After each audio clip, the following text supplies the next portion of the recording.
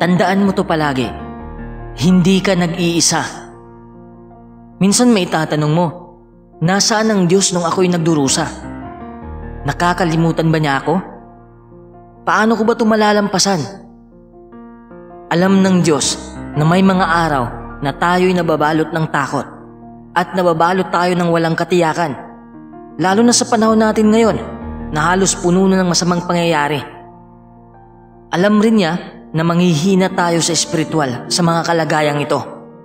Alam niya na magkakaroon ng mga kalagayang napakahirap at madalas natatanungin natin kung mahal ba talaga niya tayo at sinasamahan ba niya tayo sa ating pagdurusa. Ngunit ipinapakita sa atin ng banal na kasulatan na hindi tayo nag-iisa sa ating mga kalagayan, gaano man kahirap ang mga ito. Sabi ng Diyos sa Isaiah 43:2, kapag dumaan ka sa tubig, kasama mo ako. At kapag tumawid ka sa mga ilog, hindi ka maaanod. Kapag lumakad ka sa apoy, hindi ka mapapasok. Hindi ka masusunog kahit bahagya. Gaano man kahirap ang pinagdaanan mo at gaano man kadilim ang panahong bumalot sa iyo, ang Diyos ay sumasa iyo. Nangako siyang sasalubungin ka niya kung nahihirapan ka at tutulungan ka niya. Sabi niya sa Isaiah 41:10, huwag kang matakot dahil kasama mo ako. Huwag kang mag-alala dahil ako ang Diyos mo. Papatibayin kita. Oo, tutulungan kita. Talagang aalalayan kita sa pamamagitan ng matuwid kong kanang kamay. Wala nang dahilan upang matakot pa dahil hindi ka nag-iisa. Ang Diyos ay nandyan lang para sa bawat luha at bawat kalungkutan. Nakasubaybay ka sa aking pagpapagalagala. Ipunin mo ang mga luha ko sa iyong sisidlang balat. Hindi ba nakasulat ang mga iyon sa aklat mo? Palalakasin niya ang puso mo at tutulungan ka niyang makabangon kahit saan ka man napadpad. Bakit? Yan ang madalas nating maitatanong kung wasak ang ating puso at kung naalog ang ating buhay. Bakit hinayaan ng Diyos na ako'y nagdusa? Bakit nangyari sa akin to? Alam mo, hindi lang ikaw ang nagtatanong niyan. Halos lahat tayo. Kasama pati si David. Ang dami niyang mga bucket list. Mababasa natin yan sa awit 22:1. Diyos ko, bakit mo ako pinabayaan? Bakit hindi ka dumarating para iligtas ako? Bakit hindi mo naririnig ang pagdaing ko? Kita mo yan? Hindi lang ikaw ang nagtatanong ng ganyan. Puntahan naman natin ang sitwasyon ni Job. Kilala mo ba si Job? Si Job ay isang matuwid na tao na nawalan ng ari-arian at nawala lahat ng mahal niya. Pagkatapos ay nakipagtalo siya sa mga kaibigan niya tungkol sa kung bakit ang lahat ay nag-iba. Kahit si Jesus ay naglabas ng taus-pusong bakit na tanong sa Diyos nang siya ay namatay. Basahin natin ang Mateo 27:46. Nang bandang 9 na oras na ay sumigaw si Jesus ng malakas, Eli, Eli, lama sabachthani, nang ibig sabihin ay Diyos ko, bakit mo ako pinabayaan? Bakit hinayaan tayo ng Diyos na magdusa? Hindi ba niya kayang tapusin ang kasamaan? O di kaya gumawa siya ng bagong mundo? Nang nilikha ng Diyos ang mundo, ito ay perpekto. Sinasabi ng Genesis 1:31, nakita ng Diyos ang lahat ng ginawa niya at iyon ay napakabuti. Ibig sabihin na hindi ito kagagawa ng Diyos. Ang mundo noon ay napakabuti. Walang kasalanan, walang kasamaan, walang sakit, walang kamatayan, walang taksil. Ngunit pagkapasok ng mga unang tao sa lupa, pumasok din ang kasalanan at binago nito ang lahat. Kaya sa ngayon, hindi alintana kung magkakaroon ba ng pagdurusa. Ang isipin na natin ay anong gagawin kapag meron na.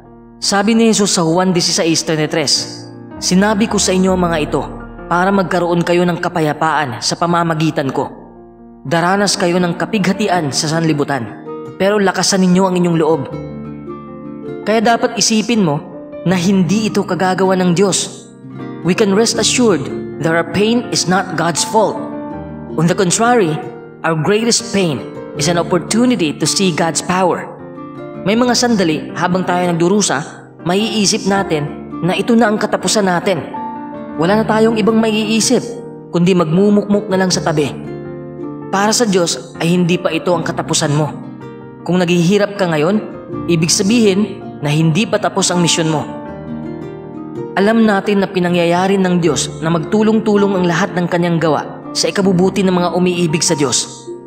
Sa Isaiah 43:18 at 19, nangangako ang Diyos, "Huwag na ninyong alalahanin ang dating mga bagay at huwag na kayong mabuhay sa nakaraan." Nakikita ng Diyos ang durog mong pagkatao dahil sa nangyari sa iyong nakaraan at nakikita rin niya ang mapanganib na naghihintay sa iyong hinaharap. Sa bawat hakbang mo, ang Diyos ay kumikilos rin upang makagawa ng isang maliwanag na daanan kahit na hindi mo ito nakikita. Ang iyong pinakapangit na magawa ay sumuko kagad nang hindi pa nabubuklat ang kanyang pagligtas. Paanong malalamang nandyan nga ang Diyos sa tabi mo kung bumitaw ka na kagad? Hindi mahalaga kung ano ang nawala sa'yo. Kahit ano pa man ang nawala sa'yo, ang Diyos ay palaging nakaalam sa mga yon. Kumikilos ang Diyos upang ibalik ang iyong mapayapang buhay at masiyahing puso nang hindi mo masusukat. Basahin natin ang Efeso 3:20. Sa pamamagitan ng kapangyarihang ipinagkaloob sa atin ng Diyos, magagawa niya ang mga bagay na di hamak na nakahihigit sa lahat ng mahihiling o maiisip natin. Hindi pa ito katapusan ng kwento mo. Isa lamang itong intermission at ang pinakamagandang pangyayari ay darating pa. Pumikit ka muna saglit. Huminga ka ng malalim. Pabagalin mo muna ang takbo ng isip mo.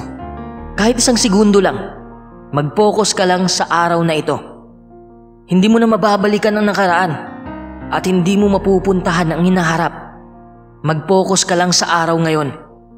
Gusto ko lang na malaman mo, hindi mauubos ang pasakit sa mundong to at lahat tayo ay magdurusa. Walang makakailag. Minsan madadapa tayo. Minsan mawawalan tayo ng mahal sa buhay. At isa lang ang papasok sa isip mo. Gusto mo nang wakasan ang iyong buhay dahil napapagod ka na. Ngunit sa bawat pagsubok, sa bawat paghihirap, sa bawat luhang pumatak, hindi ka nag-iisa. Hindi ka naglalakad sa mundong ito nang mag-isa. Hindi ka lumalabang mag-isa. Ang lakas mo ay galing sa Kanya. Because sometimes you will not feel strong. Sometimes you will not be able to pick yourself up. Sometimes you will feel so tired. At sa mga mahirap na araw na yon, nais kong malaman mo na may nakikipaglaban para sa'yo. May isa na palaging nakikipaglaban para sa'yo. Nais kong malaman mo, kahit saan ka magpunta, anuman ang kinakaharap mo, gaano man kasaya o gaano man kalugmok sa buhay, may isa na kumakatok sa iyong pintuan. Nagmamakaawa na papasukin siya. Nakatayo siya roon. Nakabukas ang bisig na handang yakapin ka. Gusto kanyang hawakan. Gusto kanyang i-comfort. Allow that one to do that. Let him in. Papasukin mo siya sa buhay mo. Gusto kanyang buhatin kung hindi mo na kayang buhatin ang sarili mo.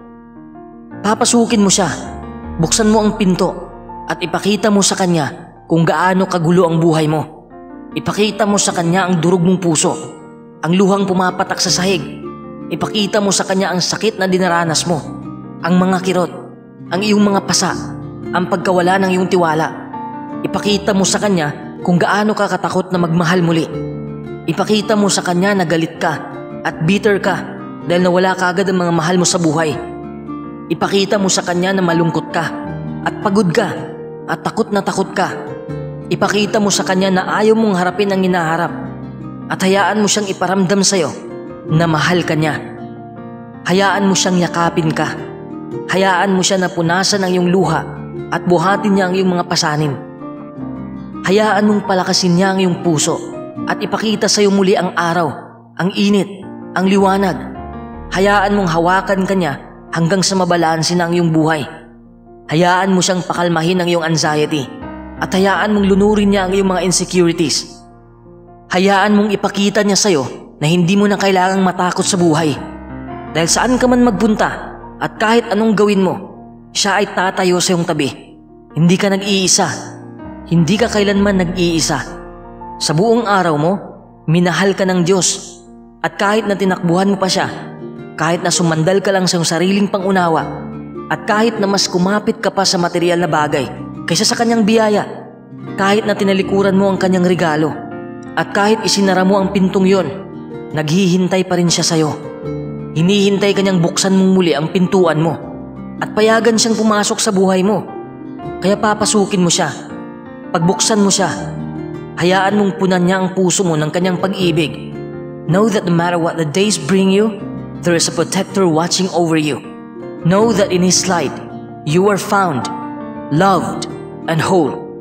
And sit here in this moment, in the now. Close your eyes, breathe in, and know you are not alone. Not anymore, and not ever. Lakasan ninyo ang loob ninyo at magpakatatag kayo. Huwag kayong matakot o masindak sa harap nila dahil magmamarchang kasama ninyo ang Diyos. Hindi niya kayo iiwan o pababayaan. Ang Diyos ang nagmamarcha sa unahan mo at lagi kanyang sasamahan. Hindi kanya iiwan o pababayaan. Huwag kang matakot o masindak. Walang sino man ang magtatagumpay laban sa'yo habang nabubuhay ka. Kung paanong tinulungan ko si Moises, tutulungan din kita. Hindi kita iiwan o pababayaan. Hindi ba inutusan na kita? Lakasan mo ang loob mo at magpakatatag ka. Huwag kang masindak o matakot dahil kasama mo ang Diyos saan ka man magpunta. Huwag kang matakot dahil kasama mo ako. Huwag kang mag-alala dahil ako ang Diyos mo. Papatibayin kita. Oo, tutulungan kita. Talagang aalalayan kita sa pamamagitan ng matuwid kong kanang kamay. Makakasama ninyo ako sa lahat ng araw hanggang sa katapusan ng sistemang ito. Kahit naiwan ako ng aking ama at ina, ang Diyos mismo ang kukup-kup sa akin. Magtiwala ka sa Diyos ng buong puso at huwag kang umasa sa sarili mong unawa. Isaisip mo siya sa lahat ng tatahakin mong landas at itutuwid niya ang mga daan mo.